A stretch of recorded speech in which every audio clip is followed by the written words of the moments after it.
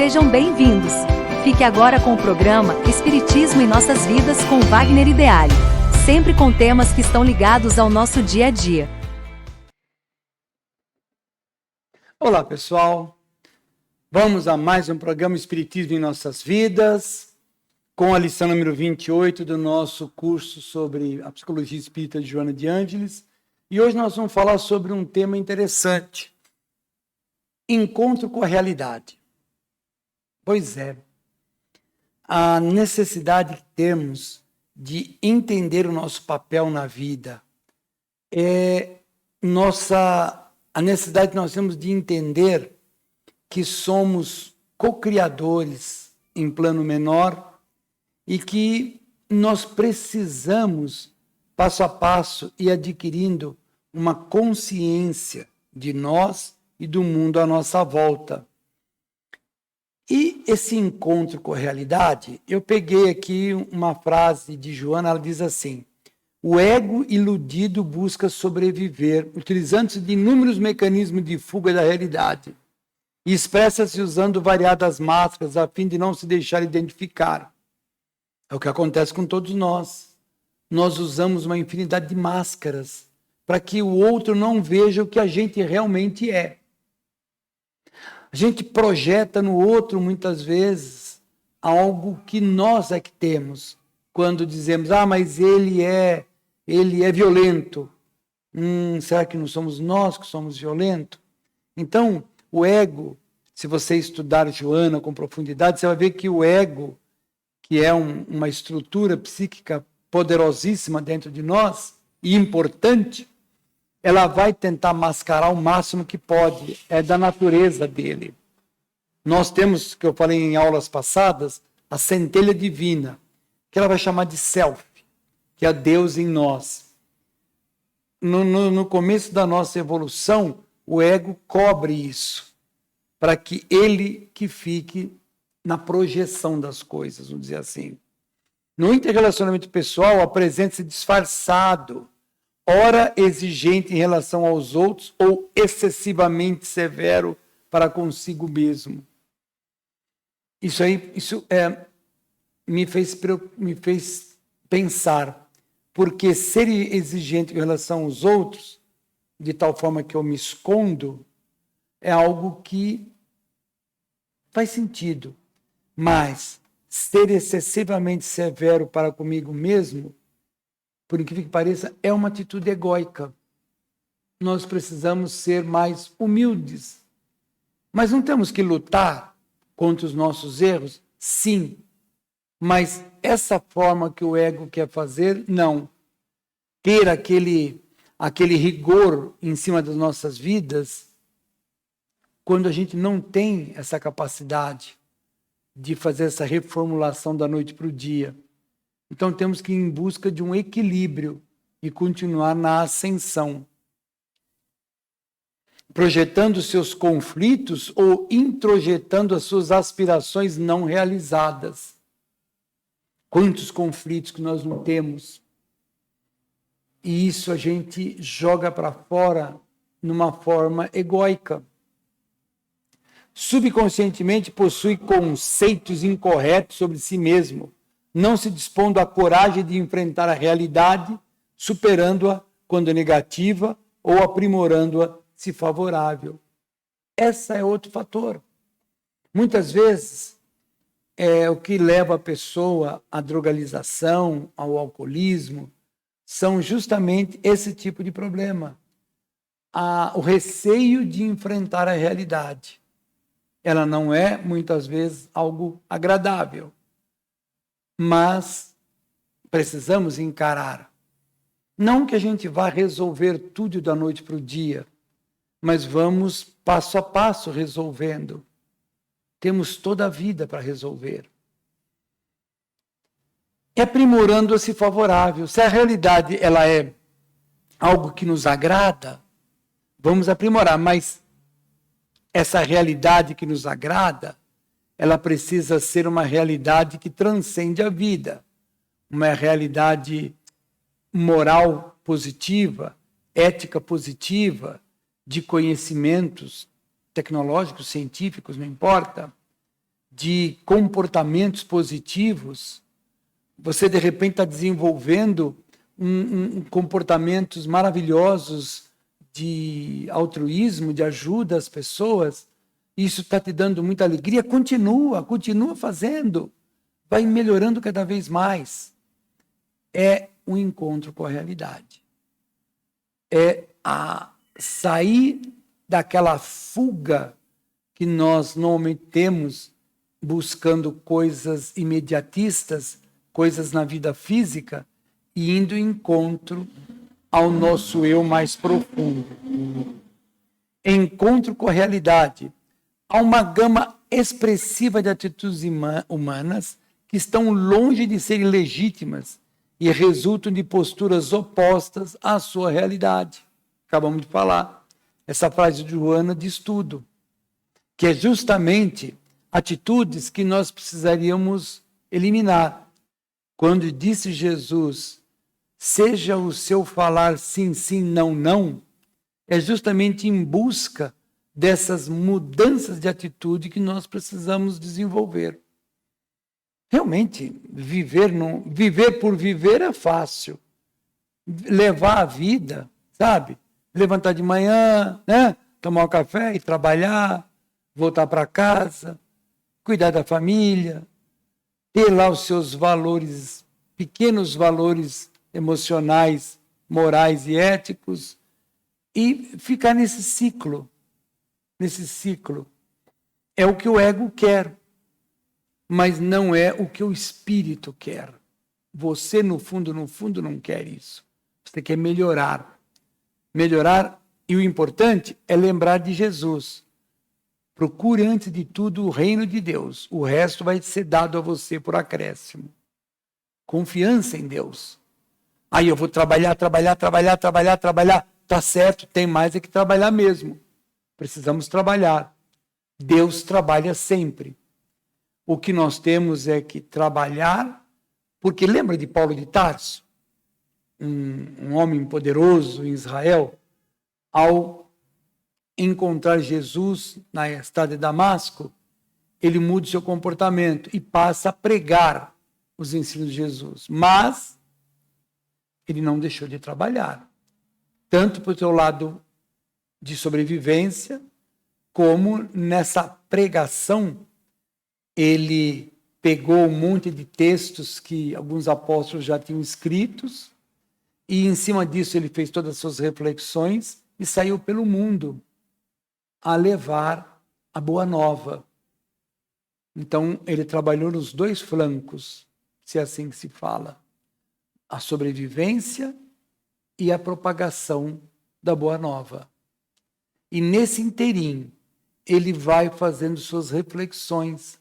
E essas reflexões dele são essas cartas que ele mandava para cá e para lá, para cá e para lá. Nessas cartas tem aqueles grandes aprendizados, como aquele que diz: tudo eu posso, algumas coisas não me convêm. Eu não faço o bem que eu deveria fazer, mas o mal que eu não deveria, esse eu faço. Isso Paulo, né? Ressalvadas algumas exceções que ocorrem nos idealistas não apaixonados nem extremistas, a maioria dos que vociferam contra, seja o que for, mascara desejos subconscientes que reprime por falta de valor moral para expressá-los com nobreza. Está vendo como a Joana é muito profunda nas suas colocações? Vou repetir. Ressalvadas algumas exceções que ocorrem nos idealistas não apaixonados nem extremistas, aquelas pessoas que têm um ideal de se melhorar, de fazer o melhor pelo seu próximo, pela sua família, pelos seus amigos, pela comunidade, por todos. A maioria dos que vociferam contra, tem aqueles que falam, não, esse é um tonto, fica fazendo isso, que absurdo. Seja o que for, mascara desejos subconscientes que reprime por falta de valor moral para expressá-los com nobreza. A Joana sempre vai dizer, a pessoa que agride, ela é doente, mentalmente, psiquicamente, emocionalmente. Se ela agride, é porque ela está doente.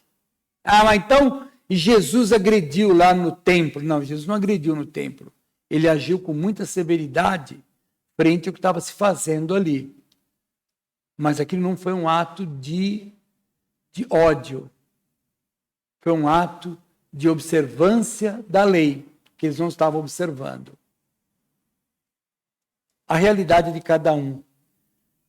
Olha só, o indivíduo puritano que fiscaliza a má conduta alheia projeta o estado interior que procura combater no outro, porque não se dispõe a fazê-lo em si. Está vendo como é que a Joana fala?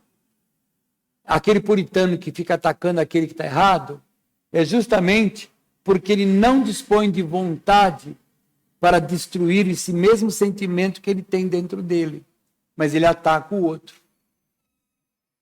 Está vendo como nós temos muito que buscar, seja para o amadurecimento, seja pela bênção da saúde, seja o encontro da realidade, seja tantas e tantas coisas que nós precisamos aprender.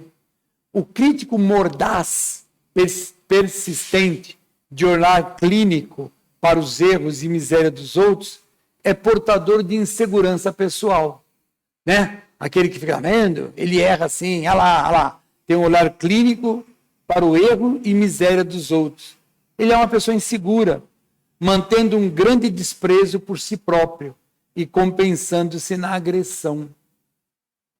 Por isso, quando você vai ouvir Joana e outros espíritos de luz nos livros que a gente vê às nossas mãos, esses espíritos estão traduzindo justamente isso.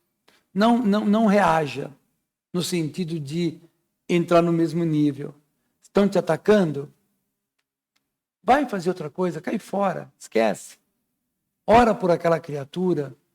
Você tem coisa mais importante na vida para fazer. O que você vai fazer? Você vai carregar toda aquela carga emocional dele? Não, aquilo é dele. Devolve para ele. Você ama. Você quer evoluir. Você quer ser feliz. Aí ele vem com coisas ruins, você não vai desprezá-lo, você não vai chutá-lo. Você vai orar por ele.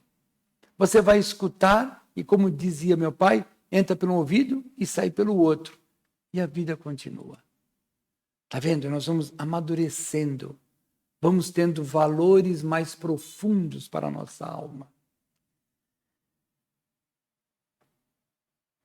Quem se identifica normalmente com as dores e aflições, a humildade exagerada, portanto inautêntica, exterioriza inconscientemente um estado paranoico ao lado de insoptável desejo de chamar a atenção.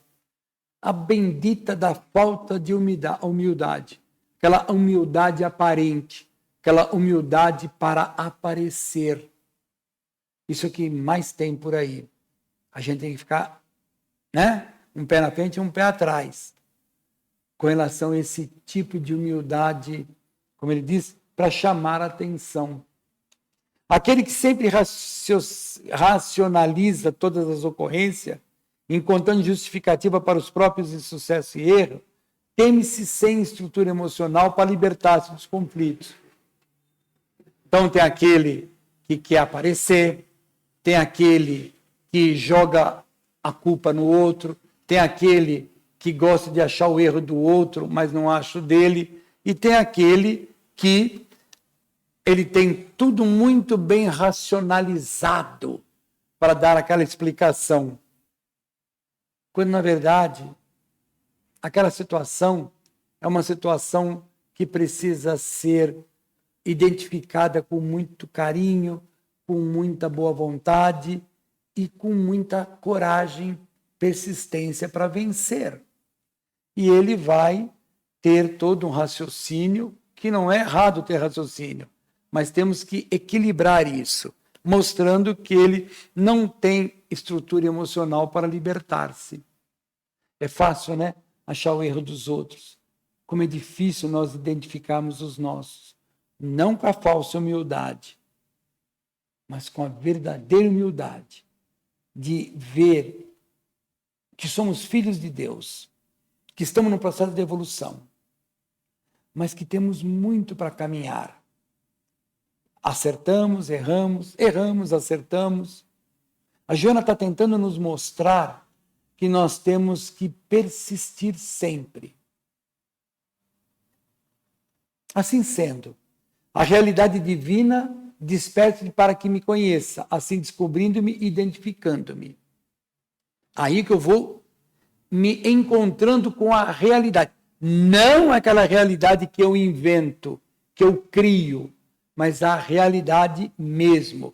A minha busca já não se veste de ilusão, mas sim de certeza do próximo encontro com a realidade.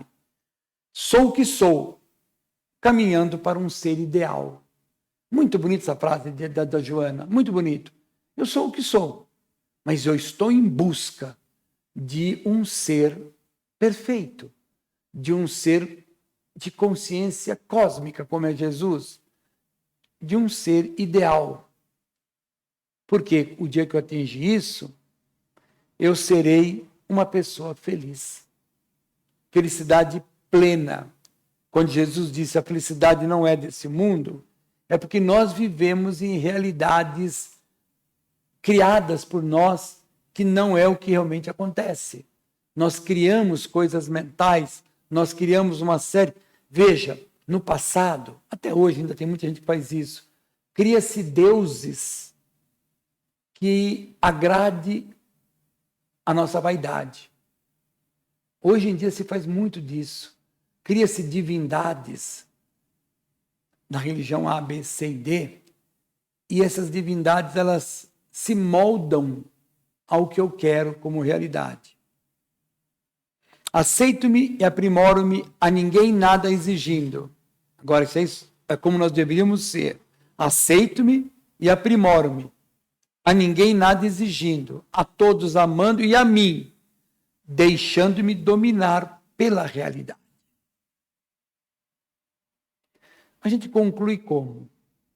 Não pretenda ser o censor das vidas, perturbando os jogos das pessoas com a apresentação das suas verdades.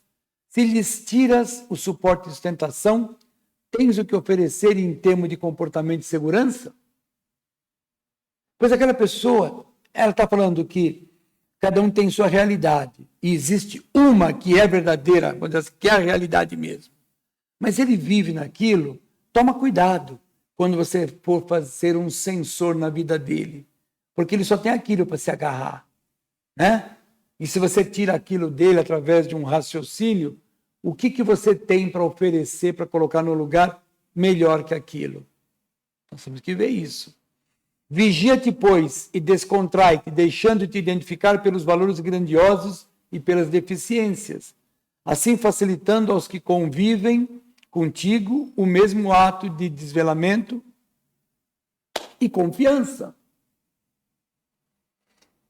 Essas últimas aulas foram retiradas do livro Momentos de Saúde e de Consciência.